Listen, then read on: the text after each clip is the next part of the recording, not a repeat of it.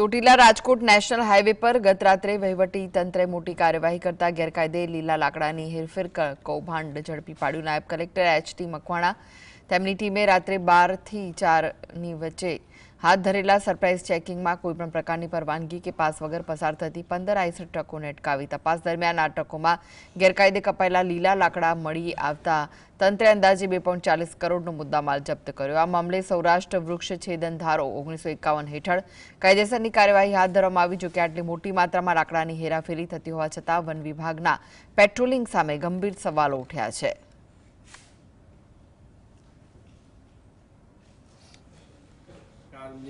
પરવાનગી લીધા વગર કે વાહતુક પાસ સિવાય અને કાપવાની મંજૂરી લીધા સિવાય લીલા લાકડાનું વહન કરતા કુલ 15 આઈસર છે જપ્ત કરવામાં આવેલા છે, જે કુલ મુદ્દામાલ થાય છે 2,40,00,000 પૂરા નો મુદ્દામાલ જપ્ત કરી અને મામલતદાર કચેરી ચોટીલા ખાતે રાખવામાં આવેલ છે।